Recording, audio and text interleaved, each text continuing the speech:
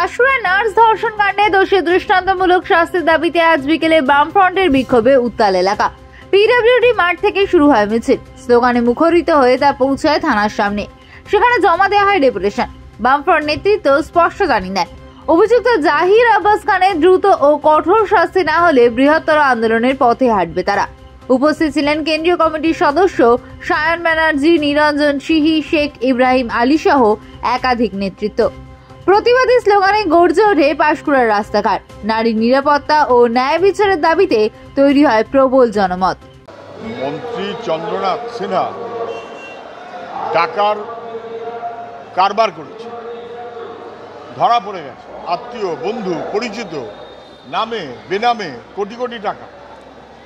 ED কি করছে আমি জানি না। এই রকম অপরাধীদের বিরুদ্ধে চরমতম শাস্তি নেওয়াটাই জরুরি।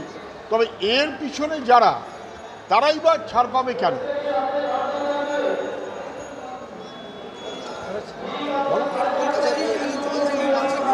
আদালতে চন্দ্রনাথের স্বস্তি নিয়ে বিস্ফোরক মন্তব্য করেছেন সুকান্ত মজুমদার। সুকান্তবাবু বলছেন যে তিনি আদালতের রায় মর্মাহত হয়েছেন। এই রায়ের পিছনে অন্য কিছু থাকতে পারে বলে ইঙ্গিত একটা প্রকাশ করছে। দেখুন, চন্দ্রনাথ সিনহা মন্ত্রী, ইডি অভিযোগে অভিযুক্ত হওয়ার পরেও শেষ পর্যন্ত দেখা গেল যে সে এমনকি ইডির হেফাজতেও গেল না, বাইরেই আছে জামিন ব্যবস্থাপনা। বোঝাই যাচ্ছে তৃণমূলের বড় নেতাদের ছাড় দেওয়ার জন্য ব্যবস্থা ইডি এবং সিবিআই যে করছে, কোনো সন্দেহ নেই তাতে দিল্লিওয়ালাদের হাত আছে। দিল্লিওয়ালারা না চাইলে এরকমের মামলা সবাই ছাড় পেয়ে যাচ্ছে, হবার কথা না। সেটিং বলুন আর যাই বলুন, লোকের কাছে স্পষ্ট। পুজো উদ্বোধন করতে অমিত শাহ কলকাতায় আসছে, কিন্তু দেখা গেল সব সফর কাটছাট করে মাত্র দুটো পুজো উদ্বোধন করবে। কে কোথায় কি পুজো উদ্বোধন করবেন? কারোর পৈতৃক জমিদারি না। পুজো উদ্বোধন করতে চলে এসছেন সরকারের টাকায়, এদিক ওদিক করতে করতে। যেমন মুখ্যমন্ত্রী তেমন দিল্লিওয়ালারা। অমিত শাহ আসবেন, দুটো পুজো উদ্বোধন করবেন, আর মুখ্যমন্ত্রী হাজারে হাজার বাড়ি থেকে ভার্চুয়াল। এটা অসভ্যতা হচ্ছে। পুজো মানে মানুষ, সার্বজনীনতা, এই সমস্তগুলো বাদ দিয়ে এখন দাদা দিদির পুজো করতে করতে, আর এই দাদা আর দিদির ভরসায় পুজো এইরকম জায়গাতে নিয়ে যাচ্ছে। এটা সমগ্রভাবে আমাদের বাংলার সংস্কৃতিতে ছিল না।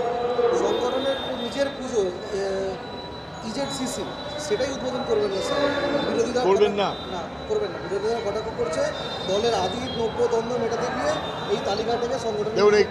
অমিত শাহ আসবেন কিনা, পুজো উদ্বোধন করবেন কিনা, কোন পুজোটা উদ্বোধন করবেন, সেখানে ইজেডসিসির পুজো, ওটা নাকি আবার দলের। ইজেডসিসি তো সরকারি ব্যবস্থা, দলের পুজো ওখানে হয় কেন? কী করে হয়? কেন হবে? এই সব মিলিয়ে যা কারবারটা চলছে, এটা অসভ্যতা বলে আমি মনে করি। যার যেখানে ইচ্ছা যাবেন, কিন্তু আসলে কারোর কোনো অধিকার নেই। এই হয় আমি কেন্দ্রীয় স্বরাষ্ট্রমন্ত্রী, আর না হলে রাজ্যের মুখ্যমন্ত্রী। এটা ভালো লক্ষণ নয়।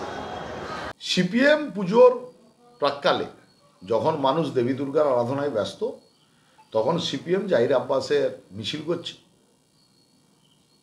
তো সেই মিছিল নিয়ে আমার কিছু বলার নেই। সবাই জাহির আব্বাসের শাস্তির দাবি তৃণমূল কংগ্রেস সবার প্রথম করেছে।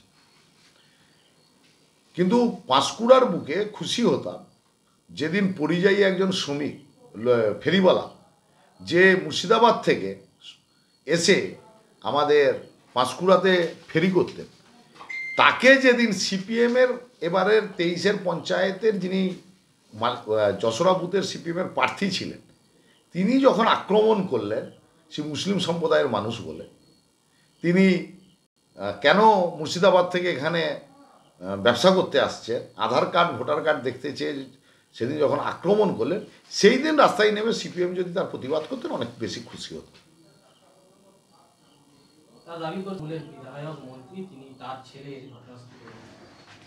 সিপিএম তো এসছে বিজেপির কথা বলতে। বিজেপি যে কথা বলছে সিপিএম তাই কথা বলছে। আমরা দায়িত্ব নিয়ে তো বলছি, সিপিএমের হাতে কোনো প্রমাণ থাকলে প্রমাণ দিই। কারণ ওখানে প্রাক্তন মন্ত্রীর পুত্র বর্তমানে বিএমএইচ নেই। তো সুপার স্পেশালিস্ট হসপিটালের সুপার আলাদা, তার রুগী কল্যাণ সমিতি আলাদা, তা অযথা জড়িয়ে রাজনীতি করার চেষ্টা করছে, তৃণমূল কংগ্রেসকে কালিমালিপ্ত করছে। একবারও বলছে না যে বিগত দিনে যিনি তৃণমূল কংগ্রেস করতেন আজকে বিজেপির নেতা, যার ছত্রছায়ায় জাহিদ বড় হয়েছে, তার কথা কিন্তু সিপিএমের নেতাদের মুখ থেকে শুনতে পাবেন না। কারণ একই মুদ্রার এপিড ওপিড রামবাম একত্রিত হয়েছে, সিপিএম বিজেপি একত্রিত হয়েছে।